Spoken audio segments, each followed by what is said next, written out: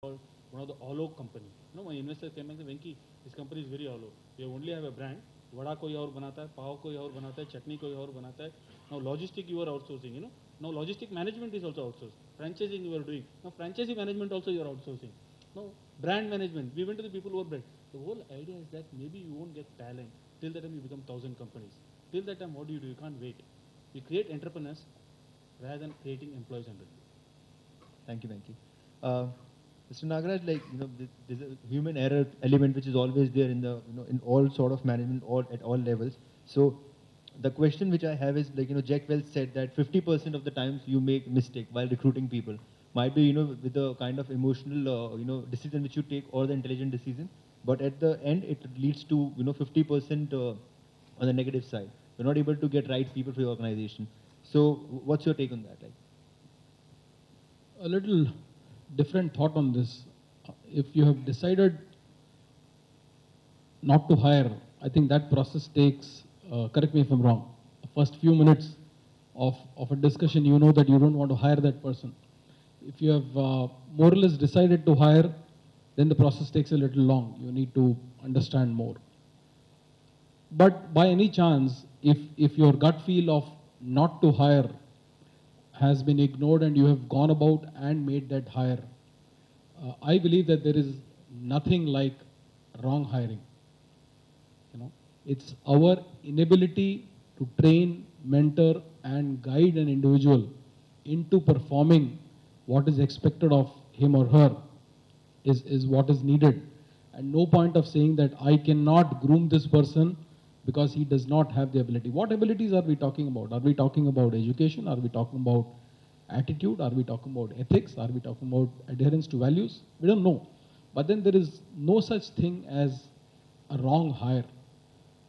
Once a person is already in the organization, then you can't say that this person is a wrong hire. Because somebody has, in their judgment, decided to go ahead and make an offer and that person is in. So you better make the best use of what you have rather than blaming on wrong hire. So I think in an industry where talent is anyway at such a great dearth, you better make the best use. Yeah, you put people through multiple days of training if required, a mentorship program, attach them to a couple of people so that they are constantly monitored and mentored and they get an opportunity to learn. But let us not blame a wrong hire and use that as an excuse for our own lack of productivity. Most of the times, students has this thing, while they are going and applying for different companies, they have this thing that if they are going for marketing or sales, the reason which they don't opt initially, as a fresh candidate, that, okay, it's a target-oriented job. So a question to all the panel members that, is this the same, or, the heat of targets is that much restrictive for a candidate to get into a company?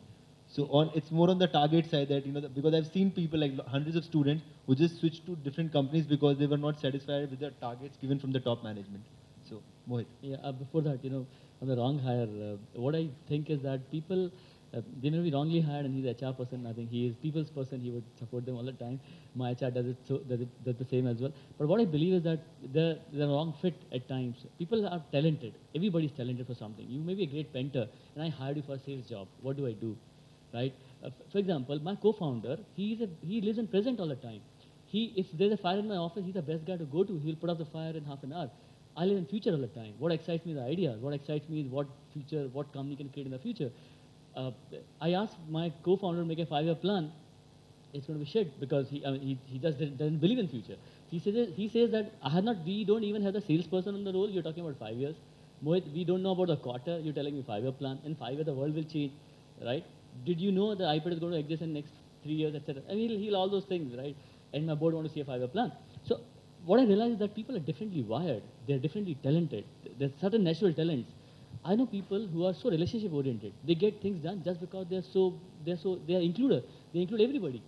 My wife calls everybody on Sunday and say we are going out here for this and for that, etc., etc. I'm just a tag along, and I never feel like calling up 10 people and saying let's do this together. But people are wired differently. When you hire somebody, the first thing we look at is that if the guy is not delivering a job, is he a misfit? Should he go in some other role? But there are times when we don't have a role for them. And other thing we realize is that I go and tell my managers, maybe I not work for a big company though, might be making mistakes. that if this guy comes and resign tomorrow morning, how would you feel? So, for example, if there are 5 people reporting to you, if somebody resigns, and how would you feel? If you feel good about it, you feel, oh, thanks God he resigned, because anyways I was travel with him, anyways I go back to my home at night and talk to my wife about the person, I have a person who is like this, I mean, you're worried about him, he doesn't listen to you, he doesn't follow instructions, and things like that. Or maybe he's cheating, he's lying, and you're not able to confront him. All those things happen. So if the guy comes and resigns, you're going to feel good about it. Basically say, you're going to let him go. You're just resisting to tell him that, hey, boy, find a new job for yourself. And when you actually fire people, in my opinion, you do a great favor to them for 2 reasons. One is, for that guy, the job was his life. The 10 hours in a day is his life. And for me, it's just work. For me, just for me, it's just a job, right? Somebody's doing a job for me, somebody's closing orders, somebody's delivering, writing a code. But for that guy, it's a part of his life. And if he's a wrong fit, if you let him go, he goes along with his life and he find a better fit somewhere else and you go on with the work. It's peaceful for both of us. Similarly, I tell I tell my employees that you go to your manager and ask him, if I resign, how hard you're going to fight to hold me back? If he's not going to fight very hard to hold you back, you're not a rock star in your role. Either you perform much better or resign actually. Simply because if you're really a rock star in your role, and we actually want to have rock star people, right? If everybody is a great guy, it would be such a stunning place to work because you will have talented people all across, you learn from them. It would be so good, right? You're the best designer, best coder, best marketer. You learn from all of them. But if you say, boss, if I resign, what will you do? He said, yeah, if you actually find a good job, why don't you go? Then you actually almost got fired, right? He doesn't need you. So I think we do ask people to leave, but we pay them a huge compensation. I'm willing to pay 1 year of salary to let him go, actually, if I find a wrong hire. If I believe that he's a wrong fit and my business suffers and I need to replace, I say, I'll pay you 1 year of salary. Sit at home, but please don't come to office and don't do this. After making a try to make him fit into number of places. The core team in Carvalho has been together for the last 8-9 years, I believe. So we've been able to retain people, and we pay lots of attention to retain people. We give them lots of freedom, in fact, too much of freedom, in fact. For example, we scrapped travel policy. We said you can use the company money the way you use your personal money. If you travel business class in your personal life, travel business class with company's money. If you you stay in a 5-star hotel, and none of us does actually, then actually go and stay with the company money like that as well. But if you don't just use company money just because you have a policy. So I think it's very important to look at and say whether people are a misfit in a role and correct that as early as possible. I'm a big believer of correcting it next morning, actually, having a frank talk and saying that. Yeah, this connecting the same thing with the target thing which I've asked, it's a question from a student perspective, that should that student or shall the student go for that job which has a lot of targets initially, as a fresh candidate, or like he switched to another company which is like more of an operation-oriented job. So what's your take on that? As long as the targets are realistic, no company sets a target without discussing just a number picked out of the fly without being realistic, because it is their numbers that are going to suffer. It could be a listed company, it could be a company which is being watched very closely by the stakeholders, the stock market. So it is not possible to thrust a target on an individual, whether it is a new person or whether it is somebody with loads of experience, and expect them to deliver. So I would suggest that an open discussion and a thorough market analysis on whether that target is achievable, have an open conversation. But at that same point of time, change need not be contemplated in order to work it out.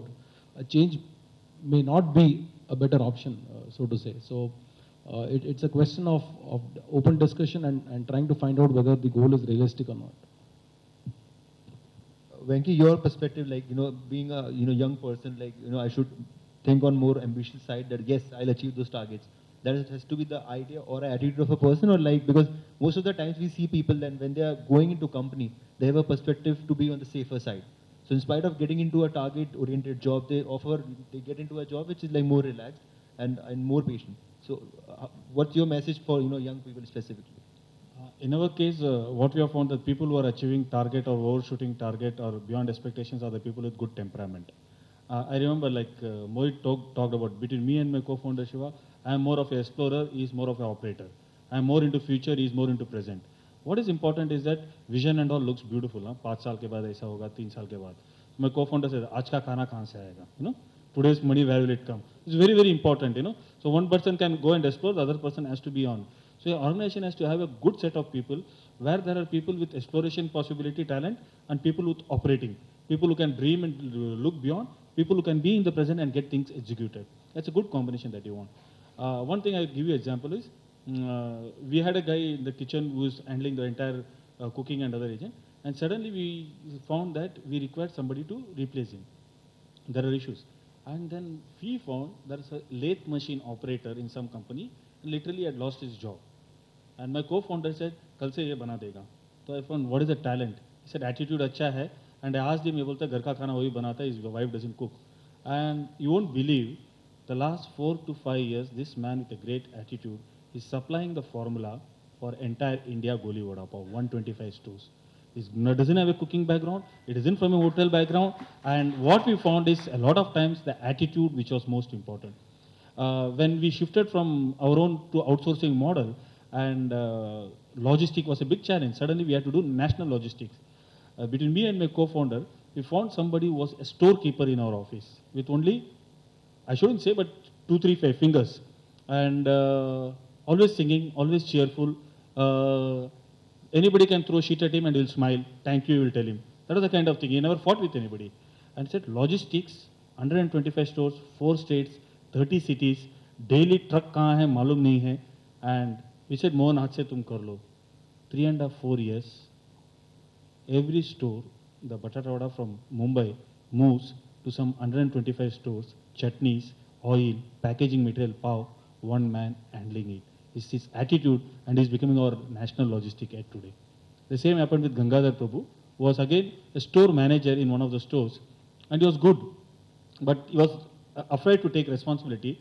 And somewhere I advised him, we spoke, and he took up yoga in a very big way, and he became a yoga guru. You know, 3 hours of BK Iyengar. You won't believe, people management for 125 stores and machinery or material movement is handled by Ganga because of his attitude. So somewhere the most important thing, target became very easy with people who had attitude. Yeah, to just sum it up, the perspective of all three, I can that, one line which is coming into my mind is that your attitude forms your, altitude. So it's not the aptitude which is coming into the, inferences right now.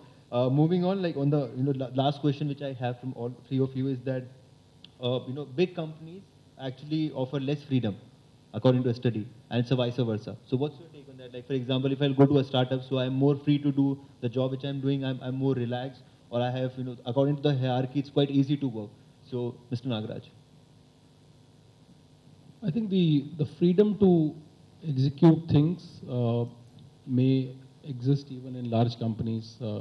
Just to set the perspective right, like you gentlemen, I was an entrepreneur at some point of time. You talked about people and talent. Polaris has this very unique culture of rehiring. So I was in Polaris, out of Polaris, and now back in Polaris. So we have a very large alumni club, which probably can at this point of time boast of over 400 or 500 members across the globe, where we have had people who have joined us back. From that perspective, I think the ability to experiment, of course, as long as you don't compromise on the core values and the core foundation of the organization, I think everybody is given a chance to explore and discover as to what lies in the organization. There is plenty, your deliverables are intact, there is enough of spare time that you have to innovate and experiment. So the freedom, perhaps in my opinion, in a startup is a little less than what you would have in a larger organization. Yeah, no doubt startup, but I think even in a large organization, the only way they can reinvent themselves is people freedom. Because every individual has got his own way of thinking. I have seen, I can share it on a table and talk 5 hours on my vision planning, but the way the guy will go and execute is his own core. There is something individual in him. He interprets whatever I have told him and uses his brain and delivers. That is very, very important. Freedom has to be there. But what my co-founder and we discovered, or Shiva keeps on saying, one beautiful thing is whenever there is a crisis, whenever there is a target, a beautiful thing है यार. We use cricket to a large extent because our boys, we can't use great managerial jargons. ये बोलता है bat दे दो, हाँ 2 और 50 run, जो मारेगा वो जीत गया. The idea is that a lot of positions we just give the bat. If you are able to perform, don't discuss, don't talk. This is the bat, this is 5 overs, this is the deliverable. If he performs, it's okay, give the bat to the next person. A lot of people come into the meeting, boardroom, and discuss, talk, presentation, jargons, and then ultimately we say, now everything is discussed, 3 hours are spent, ये bat है, कल माल बैंगलोर पहुंचना है, परसों कोयम्बतूर जाना है, यहाँ 25 बच्चे लोग चाहिए, वहाँ 10 बच्चे लोग चाहिए, can you do it? Ultimately what we say, it's bat ले लो. The guy who's got the courage will pick up the bat and say, I will do it. That's what we have come to.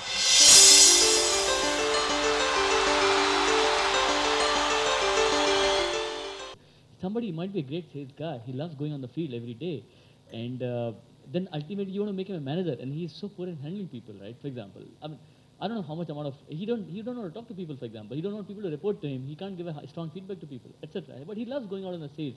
But if he expects his salary to be promoted, then he believes that 5 guys got promoted, and maybe if someday you decided that maybe he's not afraid, he's got to go. Uh, I think we've got to do it as gracefully as possible. And I just said, right, I have offer people, the contract may say 3 months of salary, I would offer them 6 months of salary or 1 year of salary. Saying it doesn't matter, go and look for a job. I make good references for them. Once fired a VP who was a rock star, like he was getting the most of the sales for us. And we realized that he's not fit with the core values. I told that we respect everyone. That's the number one thing for us. And we realized that that's not how he is. He would needlessly criticize people. He'll crack jokes in unparliamentary language. He won't respect women around, etc. And we let him go very simply. We said this is not a place which we don't feel comfortable with you. I mean, as simple as this. And maybe let's not have you here after 2 months. How do you want to do it? So I think do it gracefully. We got to make sure that. We give them a chance. We say, what do you think about it? One is we realize that HR is very strong in my company, saying that you got to put people on a performance improvement plan. You got to give them a warning. You got to issue them a letter, etc. While in my company works little informally, we would sit across and talk about it, and I think that's it. But I think I learned that no matter what, respect them. Respect that they are talented for something. Probably allow them to see why they're not a fit. Allow them to see what behavior you would have expected, etc. Give them a chance for sure. And if it doesn't work out,